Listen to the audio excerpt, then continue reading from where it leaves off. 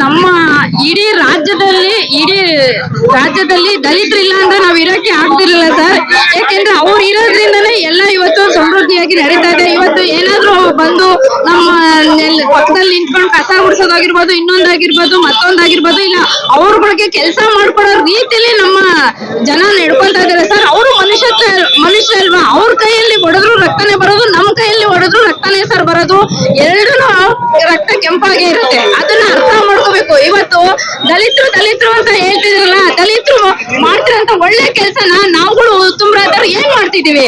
ನೀವು ಮಾಡ್ತಿರೋ ದಲಿತರು ವಿರೋಧಿ ಕೆಲಸ ಮಾಡ್ತಿದ್ದೀರಾ. ಅಪ್ಪಾಜಿ ಅಂಬೇಡ್ಕರ್ ಅವರಾಗಿರ್ಬೋದು, ವಿವೇಕಾನಂದ ಜಿ ಅವರಾಗಿರೋದು ಸೌಮ್ಯತೆಯಿಂದ ಎಲ್ಲರೂ ಒಂದಾಗಿ ಬಾಳಿ ಅಂತ ಹೇಳಿದ್ದಾರೆ.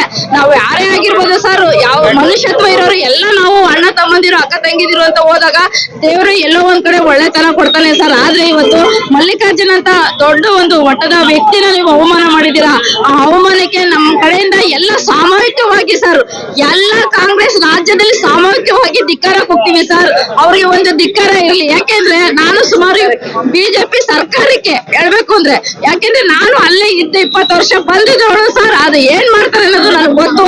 ಇವತ್ತು ನಾನು ಈ ಜಾಗದಲ್ಲಿ ಇದ್ದೀನಿ. ಇವತ್ತು ಯಾವ್ದೋ ಒಂದು ಉತ್ತಮ ಮಟ್ಟಕ್ಕೆ ನಾನು ಹೋಗ್ತಾ ಇದ್ದೆ ಅಂತ ಹೇಳ್ತೀನಿ. ಬಿಜೆಪಿಗೆ ನಮ್ಗೆ ಎಲ್ಲಾರ್ಗು ಹೇಳಿದ್ರು ಏನು 0 ಅಕೌಂಟ್ ಮಾಡಿಸಿ ಎಲ್ಲಾ ತಾಯಿಯರಿಗೂ ದುಡ್ಡು ಕೊಡ್ತೀನಿ. ಯಾವ್ದು ಸರ್, ಯಾವ ದುಡ್ಡು ಹಾಕಿದ್ದಾರೆ? 0 ಅಕೌಂಟ್ ನಾನೇ ಮಾಡಿಸ್ತೆ ಸರ್, 500 ಅಕೌಂಟ್ ಮಾಡಿಸ್ತೆ. ಆದ್ರೆ ಇವತ್ತು 0 ಅಕೌಂಟ್ ಅಂತ ಹೇಳಿದ್ರು 1 ರೂಪಾಯಿ ಬಂದಿಲ್ಲ ಸರ್ ಬಿಜೆಪಿ ಸರ್ಕಾರ.